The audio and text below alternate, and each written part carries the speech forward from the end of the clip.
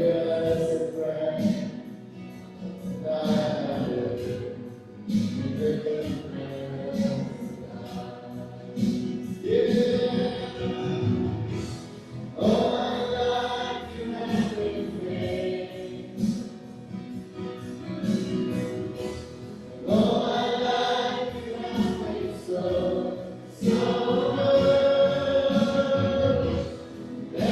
breath that I breathe.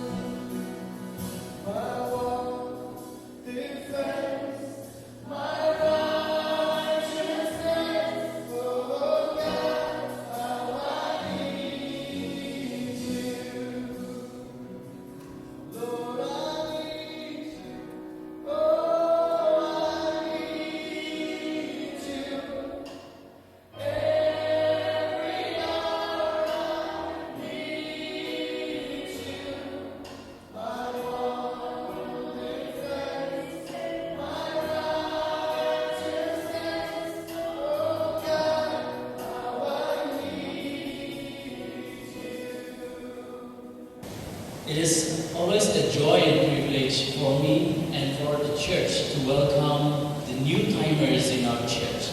So I believe even today we have some few friends who are attending here with the NCF Pune for the first time. So I would like to request them to kindly stand. We would like to see you. We would like to welcome you. Kindly stand wherever you are. First timers, yeah, first time. Whoever is attending here for the first time. The ushers will come, kindly remain standing. The ushers are coming with a cross connection and also a connect card. We have a good number of people attending for the first time today. Church, shall we all welcome them by giving a big round. Thank you so much for being here. With that said, I would also like to bring this information to your knowledge that today is a special Sunday especially for the Sunday school teachers trainees. Like we have announced in the past weeks, Sunday school teachers started with their training for 9 days. And today they are all here completing their training. They have completed their training, and today is also their felicitation program. So I congratulate all the Sunday school trainees who have successfully completed their training. God bless you all. And for that felicitation, I would like to request Sister Anse to come after the hymnal and do the felicitation.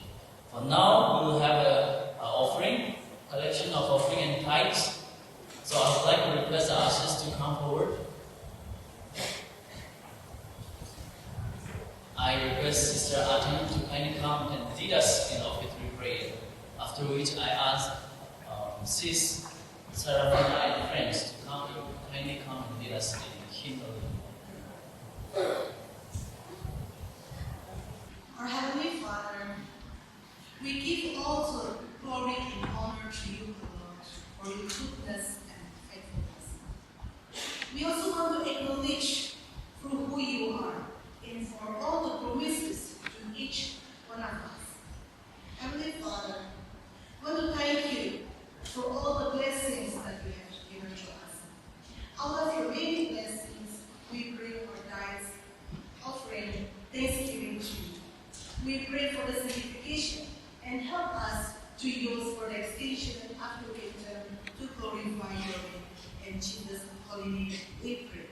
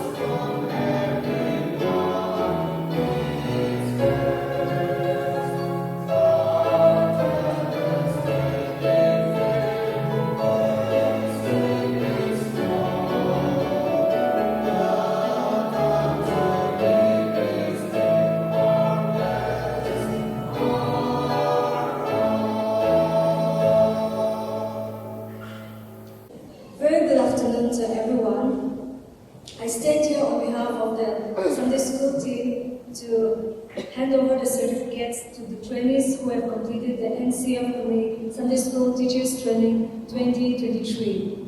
But before I do so, I would like to take a few moments to extend heartfelt gratitude and deep appreciation to the church, individuals, family, and friends and well-wishers for your constant prayer support, for your donations, for providing and preparing lunch for us, and for helping us in so many various ways.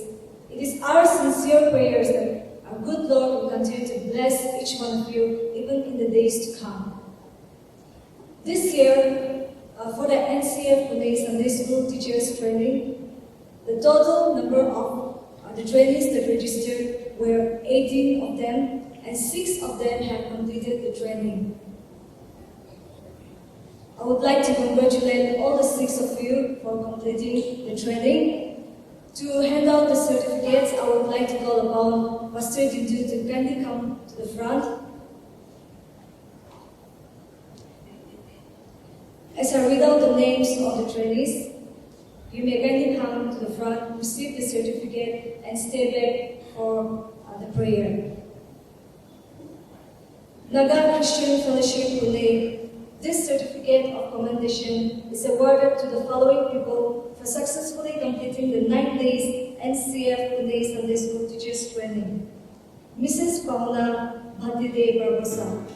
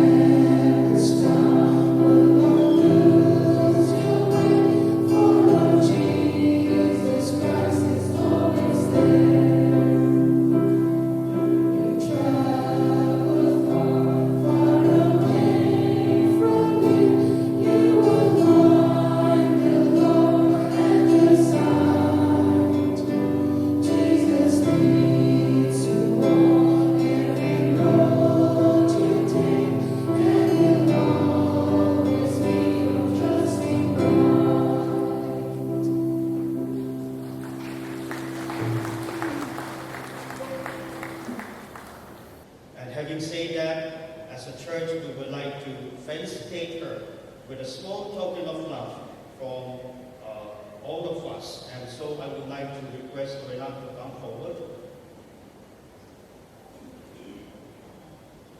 As she comes, I will give a round of applause for her.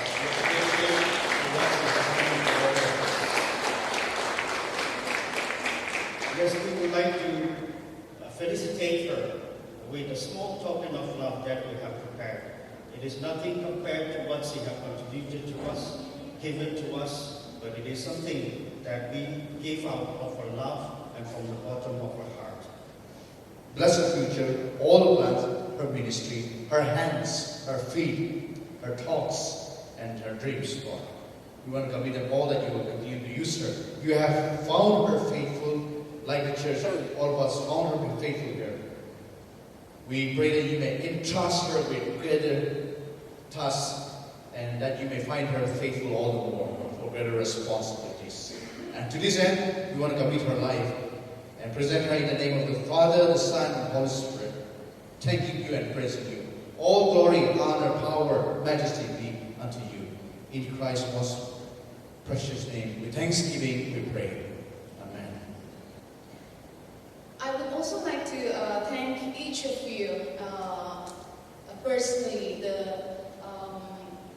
the Sunday school teachers, the leadership team, and every one of you. For you, each one of you have warmly welcomed me into your family as your own daughter, as your own friend, as your own sister, and auntie or teacher to my little ones, the Sunday school children, since the day I came in.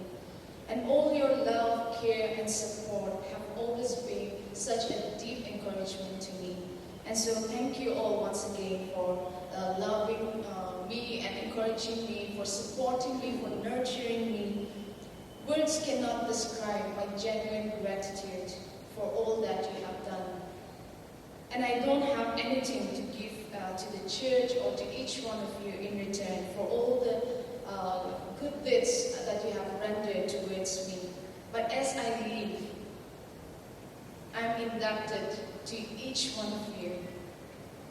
But it is my earnest prayer that God will fulfill all your heart desires, and may God bless each one of you. Lastly, I would like to thank all the Sunday school children for the beautiful presentation and for being who you are.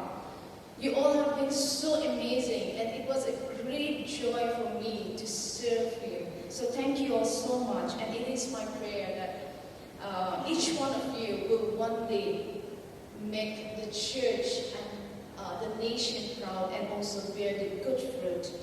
So once again, thank you all, and may God continue to pour His favor upon NCF Pune. Thank you.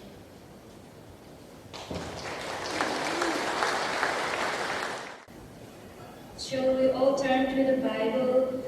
1 Samuel 30, verse 1 to 20. And it came to pass when David and his men were come to Ziklag on the third day, that the Amalekites had invaded the south and Ziklag and smitten Ziklag and burned it with fire. He had taken the women captives that were therein. They slew not any, either great or small, but carried them away and went on their way. So David and his men came to the city, and behold, it was burned with fire, and their wives and their sons and their daughters were taken captives. The David and the people that were with him lifted up their voice and wept until they had no more power to weep. And David's 2 wives were taken captives, Ahinoam and Zezetias, and Abigail, the wife of Nabal and Carmelite. And David was greatly distressed, for the people spake to stoning him, because the soul of all the people were grieved, every man for his sons and his daughters. But David encouraged himself in the Lord his God.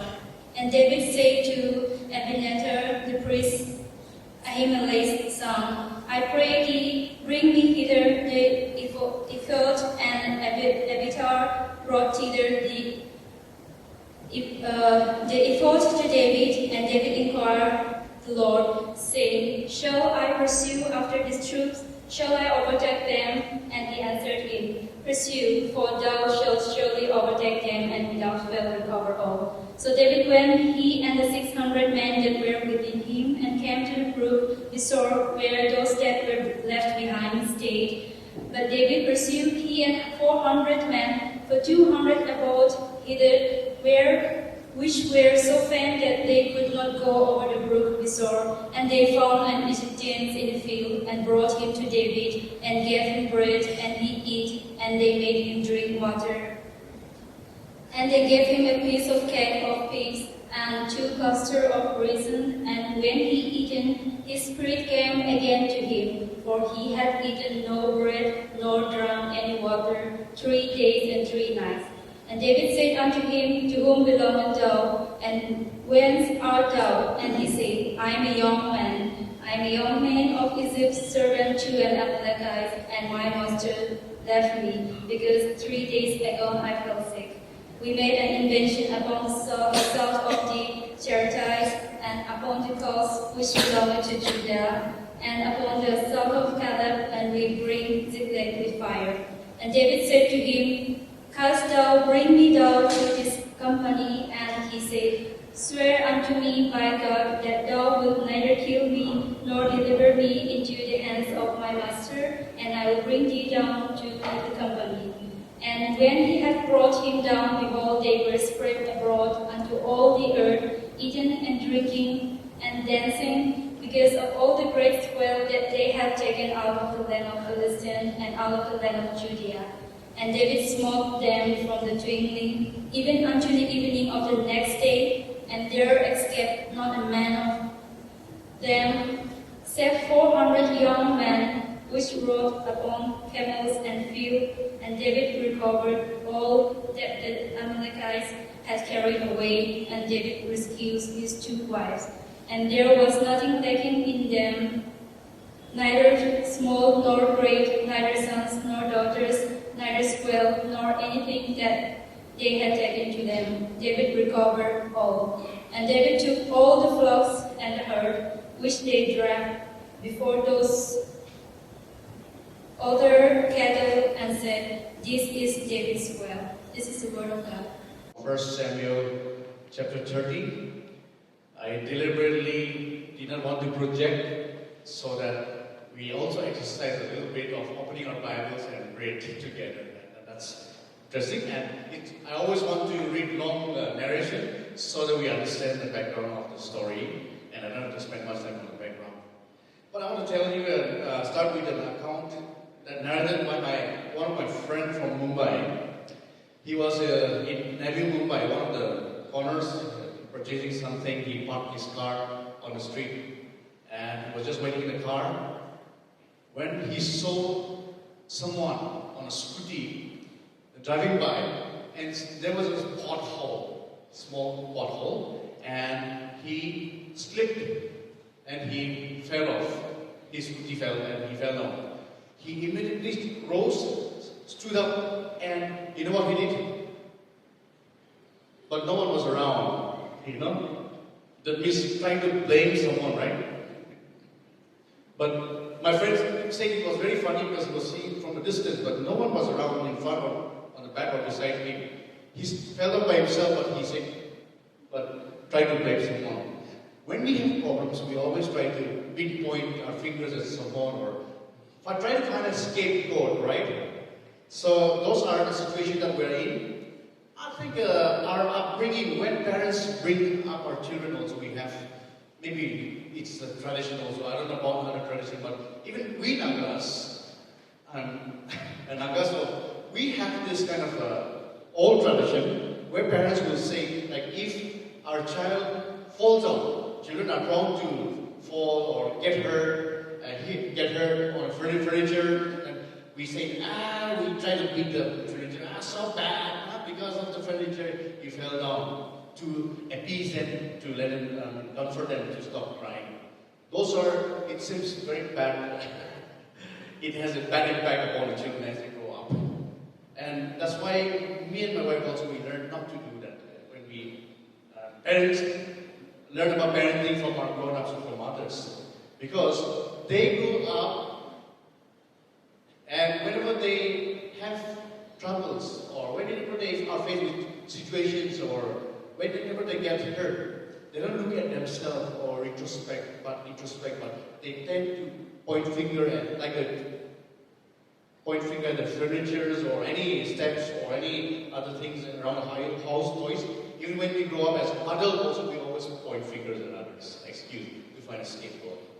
Well, with that note, from the scripture that we have read from 1 Samuel chapter 13, verse 1 to 20, I would like to draw our attention to the word again. And if we see from in verse 6, we see David. From the account that we have read in verse 6, if we see that we see King David in a situation where his own people tried to stone him.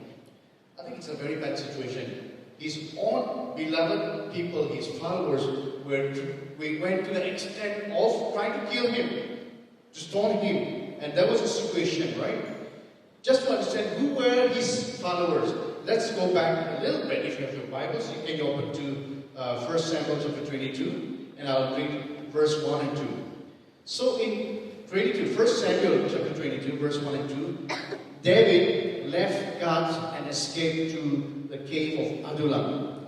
When his brothers and his father's household heard about it, they went down to him there. All those who were in distress or in debt or discontented gathered around him, and he became their leader. About 400 men were with him. So you see in verse 22, who were they? They were people who were discontented, right? Or who were in distress. Who were full of bitterness, complaints. You see that they were not thankful people, right? So you see in verse 2, it's very clear. They were in distress or in debt or in discontented, and they followed him, and David became their leader. That's the picture here. So David somehow was trying to encourage them, lead them, and guide them. You see? And now coming to the account that we have read in 1 Samuel 13 and verse 6, in this, his men were trying to stone him because of the reason that their wives and sons and all the belongings, when Amalekites, they attacked and they took captive of all their belongings, they grew bitter, right? If you see the situation of King David the psalmist, let's put it into his shoes ourselves. Like, he's a leader of that depressed group of people, first of all. There was no encouragement for him, even as a leader. No encouragement. And it's very difficult, right? When we are not encouraged, it's very difficult to go on. Just discouragement, disappointment, right? But now, we see that somehow David is the one who gives direction. But in this particular situation, if you look at David, you see he had lost his job. He was a musician, court musician, and trying to please King Saul, right? But King Saul got jealous of him. He lost his job, his wife, and his own family at this moment, his country. He was a vagabond, on the run. He's like a refugee now. He left his own home country in a very desperate situation. And also, the worst part is that his mentor, Prophet Samuel, is no longer around. By then, he's gone. To guide him, to pray for him. You see, his own mentor is so painful. This week I lost one mentor, spiritual mentor, my mentor. It was so painful for me, the attachment that you have. His mentor was not around to guide him. And as if that was not enough to add fuel to the fire, when this misfortune happened upon all of them, his men tried to find a scapegoat, and he was the scapegoat, the leader. They wanted to stone him. David goes down a step lower and was greatly distressed. When the entire men tried to, whom he was encouraging all the time, they were planning to stone him. But the interesting fact from the Word of God here in verse 3 and 4 is, we will see here, when David and his men came to Ziklag, and they found it destroyed by fire, and the wives and sons and daughters taken captive. So David and his men wept aloud, and until they had no strength left to weep. You see, who were these men? People say that the men, tough men, do not cry. We should cry. We should express anger. But here, these are also these are fierce fighters, manly warriors, fierce men. And you see, if you look at the situation, and they're manly guys who bear the muscle, but they're crying. They wept aloud. Situation must be so bad, When there's nothing to lose, then we don't mind. But when it's families, then everything to lose, that's so precious. Their families, wife and children, more than the wealth belonging to the wife and children were taken away. They all wept together, and they wanted to blame David. I repeat again, I will stop there.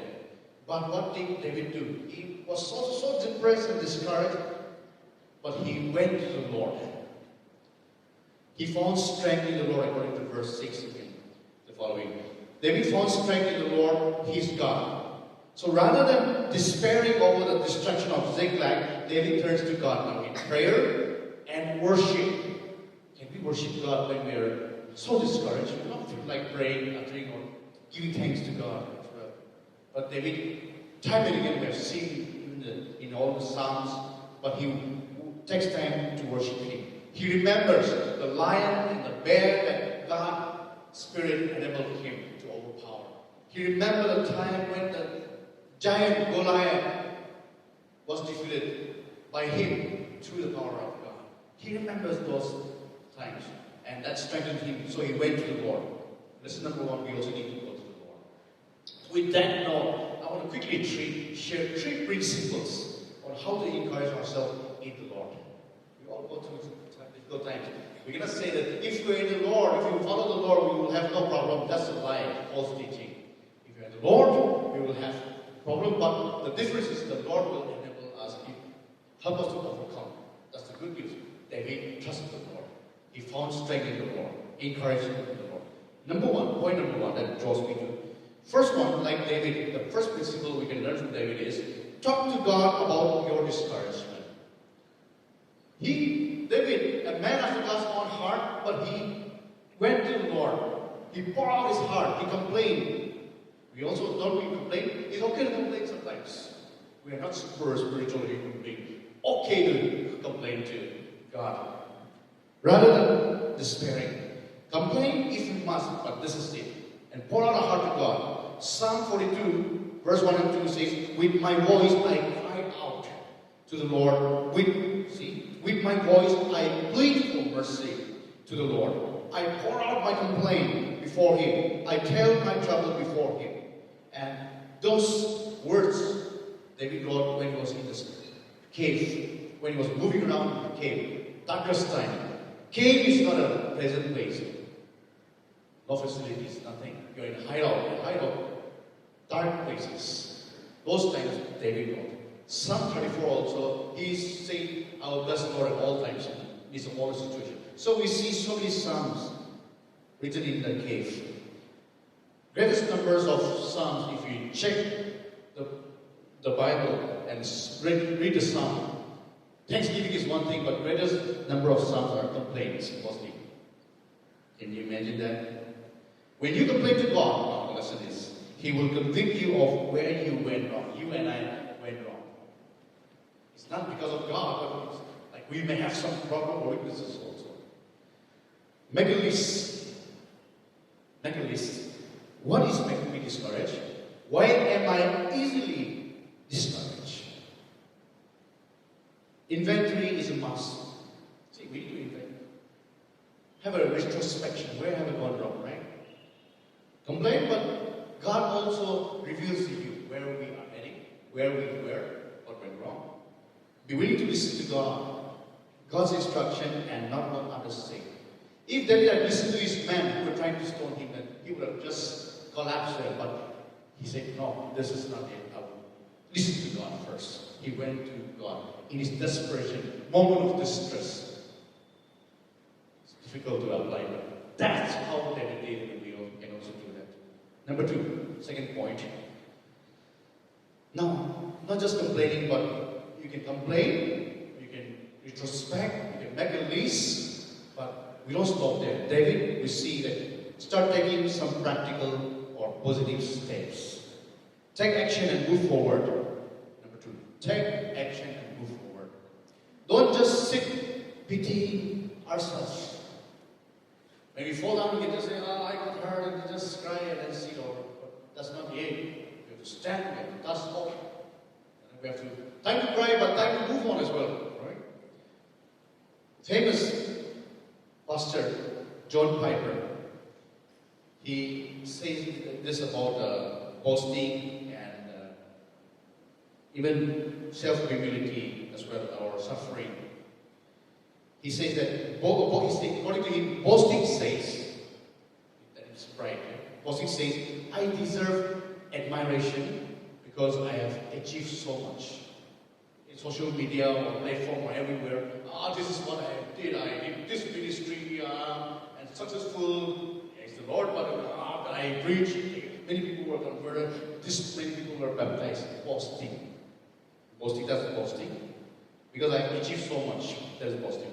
But similar to that, self-pity is also the flip side of boasting. I repeat again, self-pity is the flip side of boasting. Why? Now talk about self-pity. Piper says this again. Self-pity says, I deserve admiration because I have suffered so much. Oh, I got hurt here. They did this to me, talk bad about me. Self-pity. That is also the flip side of pride, boasting. Many times we try to climb ladders using the victim card. That's not the will of God. Yes, time to cry, but we don't have to stay there. David also moved on. He cried, he complained to God, but okay, now it's time to take a positive step, some action. We don't stay here. So he said in verse 7, bring me the ephod. David wanted to inquire of the Lord. See, David couldn't go to the tabernacles, according to verse 7 and 8. He couldn't go to the tabernacles even at this time because the tabernacle was in King Saul's territory and he was a refugee now. He couldn't go and get it to worship also. But again, therefore, he called for the ephod, the only tabernacle-related object he possessed. And in the presence of the priest and the priestly garment, he asked God for direction. After prayer, worship, he asked God, shall I pursue them now? Shall I take a step? And the word of God came to him saying, pursue them. You will be able to overcome. And that's how he pursued them. He took a step. Take action. So that's the end of point number 2. We don't just stop there and stop in complaining, but we also take positive steps in action. The third point I want to tell you is this. Let God be your refuge. Point number 3. In such time, let God be our refuge. Psalm 142 verse 5 says, I cry to you, O Lord, I say, you are my refuge, my portion in the land of the living. Now, when we talk about refuge, do we just hide in a place and simply in your timid state, you just stay silent without breathing? Is that refuge? There are times to be silent, yes. But when we say refuge in the Lord, it's not just staying idle. It's more than staying idle without doing anything. David took refuge in the Lord because the Lord said, pursue them. You will be able to overcome them. So that's the refuge, the assurance that the Lord gave. So David took refuge in the Lord. But what he did now, in verse 17, if you check keep your Bibles open, your Bibles open. Verse 17 says, David found the enemies. After having pursued them, David not just waited, but he fought the enemies with his men, 400 men, fought the enemies from dusk until the evening the next day. So it's a decisive battle, it's a long battle. It's not just easily something that was manageable, but it's a decisive. You need skills, you need strength, you need courage. So, refuge in the Lord assured him, but he also did the action. He fought. We also need to be skillful, put our skills to use, wisdom in the Lord. We also need to have courage in the midst of the Spirit. It's not that they were not afraid, because you're going to fight, you may die. But he had courage in the Lord, because he took refuge in the Lord. And the result, because he made God his refuge, David recovered everything. And the good news, nobody was harmed. All the women and children. It's God's plan, it's God's doing. God, the Lord God was with him. The women and children who were taken captive, none was harmed. He recovered everyone. So the thing is, God does his best work in the caves. That means our darkest time, or this moment of distress as well. When we take refuge in him, we'll be able to find strength in him to recover what we have lost. Not all is lost. Sometimes we fail, sometimes we have weaknesses, but God enables us. In conclusion, I want to challenge the church, all of us today. What is our or your cave? Adulam is a cave. What is your cave? Or caves, let's say. Do we have disappointment, heartbreaks? Yes, I know not everybody, not all of us are vocal or expressive in sharing disappointments. The one who is smiling all the time may be depressed. If you have seen Batch Adam, the Robin Adams movie, I mean, he's a comedian. He loves, he makes people laugh, all of them. Jolly fellow. 2013, if I'm not wrong, he committed suicide. I was his fan. He was a movie star and comedian.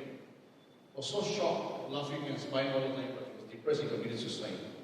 We may have problems, but we don't keep that to ourselves. We give it, present it to the Lord. I guess not all of us are expressive. We may just say that I'm overwhelmed. I'm just a little overwhelmed by the situation around us, but overwhelmed, it may be just the tip of the iceberg also, because beneath there will be a mountain of problems. But we take it to the Lord. Are we burdened with great disappointments of loneliness, guilt, failures, or sickness? But remember, I want us to remember that it's perfectly okay to be worried or anxious about so many situations around us. It's normal. But the thing is, the difference is we don't stay there. If we continue with that, then it's abnormal. It's not normal. It's like King David, we need to learn to encourage ourselves in the Lord first of all. As we close, talk to God and complain if you must. But move on. Let's move on and start taking some healthy steps after listening to Him in prayer and in worship. Let God be our only refuge. Sometimes we can even trust our besties, our own siblings, our families, but God will never fail us. Let God be our ultimate refuge. It is most difficult to stay faithful to the Lord in difficult times, but David proved otherwise. Yes, we talk about faithfulness. We like to continue to thank Miss Joanna Lee for her faithful service. Times were difficult. The pandemic also came around. She stayed faithful. See, that's faithfulness. It's not always easy to stay faithful in difficult times. Good times, so yeah. But difficult times, no. We frown, we have complained. But like Joanna, we have been faithful. May the Lord continue to bless you with greater responsibilities so that He will find you all the more faithful in the future as well. He's doing with all of us. Let's continue to remain faithful at all times, not just in good times and bad times, at all times. Like David, we know that King David was no perfect gentleman. He was not sinless. He committed adultery, he lied, he murdered. But yet God said that you are a man after my own heart.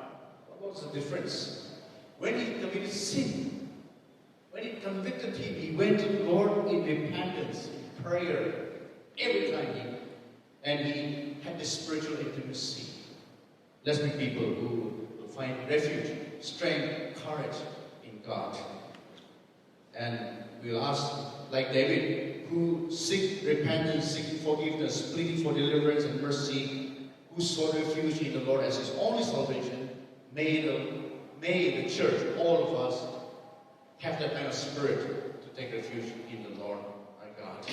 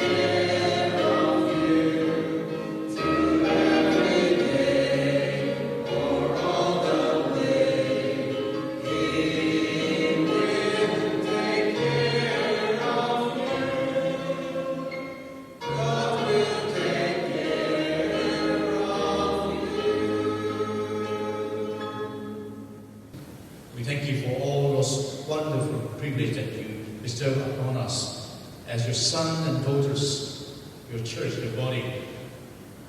And with that assurance, Lord, as we disperse from this place this afternoon, may you send us blessings, that you will continue to be with us, that we will stay faithful to you, that you may continue to find us faithful. And now, may the grace of our Lord Jesus Christ, the love of God the Father, and the sweet fellowship and communion of the Holy Spirit rest and abide with all, both for now